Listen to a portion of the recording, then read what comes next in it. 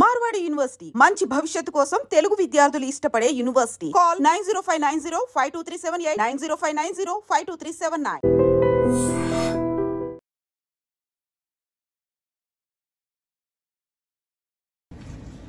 భారత్ మాతా key జై. పాకిస్తాన్ భారత్ల మధ్య జరుగుతున్నటువంటి వివాదాన్ని ప్రపంచ దేశాలన్నీ వీక్షిస్తున్నాయి. ఈ సమయంలో భారత్ తీసుకున్న నిర్ణయం ఈరోజు ఆపరేషన్ సింధూర్ పేరుతో ఉగ్రమూకలపై దాడి విజయం సాధించింది.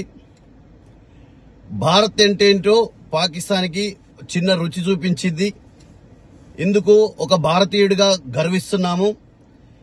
ఈ సమయంలో పాకిస్తాన్పై యుద్ధం చేయడానికి భారత సైనికులు నిర్ణయం తీసుకోవడానికి నరేంద్ర మోడీ గారు ఉన్నారు. కానీ మనమేం చేయాలంటే భారతీయులందరూ కూడా ఐకమత్యంగా ఉన్నారు అని తెలియజేయాలి.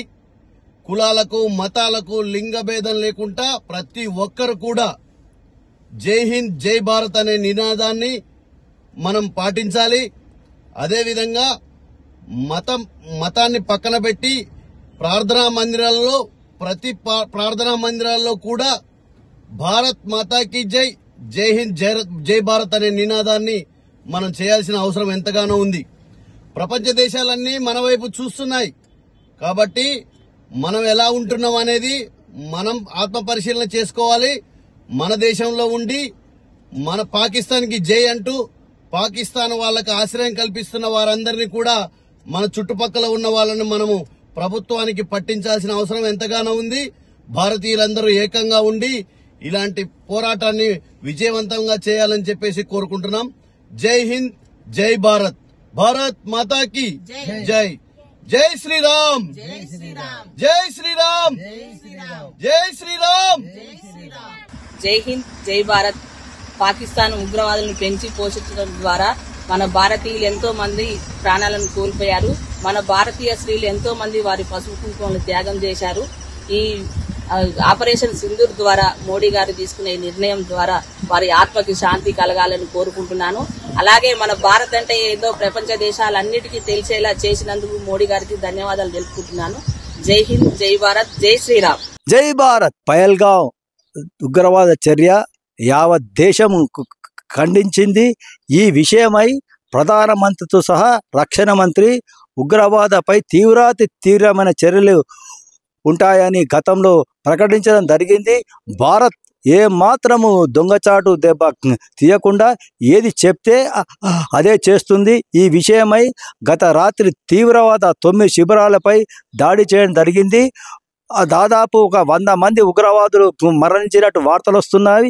ఇవే కాక ఇంకా కూడా ఆ ఉగ్రవాద మూలాలను మొత్తం పెకిలించి ఈ భారతదేశానికి ఉగ్రవాద ముప్పు లేకుండా చేస్తారు మోడీ గారు అని ప్రజలు భావిస్తున్నారు.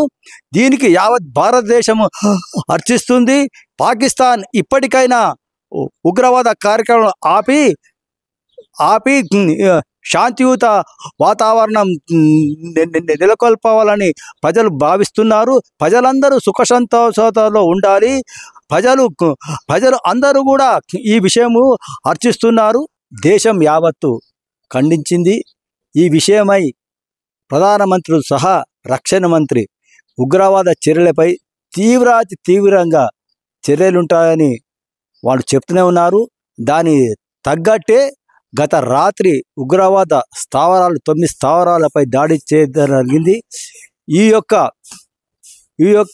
దాడికి యావత్ భారతదేశం గర్విస్తుంది. ఇంకా ఉగ్రవాద స్థావరాలు ఉంటే వాటిని పెకిలివేయవలసిందిగా యావత్ భారత ప్రజలు కోరుకుంటున్నారు. జై భారత్. మనలాంటి టూరిస్టులను 20 మందిని వేసిన ఉగ్రవాదులను మన మోడీ 100 మంది చేసినట్టు తెలుస్తుంది. 100 మందిని కాదు, ఒక్క నోటుగా ఉండకుండా చేయాలి. జై భారత్. పహల్గాం దాడిలో మా టూరిస్టులని 28 మంది మట్టుబెట్టిన టెర్రరిస్టులని ఈరోజు రాత్రి మన రక్షణ శాఖ వాళ్ళ ఉగ్రవాద స్థావరాలపై దాడి చేసి 100 మందిని మట్టుబెట్టినట్టే మనకు అందుతున్న సమాచారము.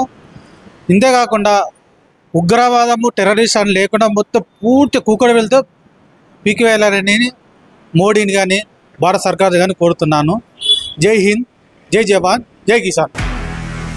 నిజంగా ప్రస్తుతం ఉన్నటువంటి సమాజం దేనికి ప్రయారిటీ ఇస్తుంది? ఆర్థిక సంబంధాల చుట్టూ మాత్రమే తిరుగుతోంది. మళ్ళీ ఎన్నికలంగానే చాలా విరక్తి కలుగుతున్నాం. మంచి అనిపిస్తుంది కదా, లేడీస్ కూడా ఛాలెంజింగ్ జాబ్స్ చేసినప్పుడు చాలా బాగుంటది. ట్రాఫిక్ అసిస్టెంట్స్ గా నియమించిన ట్రాన్స్జెండర్స్ అందరితో సాల్యూట్ చేయించుకుంటున్నారు. ఫుడ్ డెలివరీ ఇవ్వటానికి వెళ్ళినటువంటి డెలివరీ బాయ్ అనిల్ పై కళ్ళ ముందు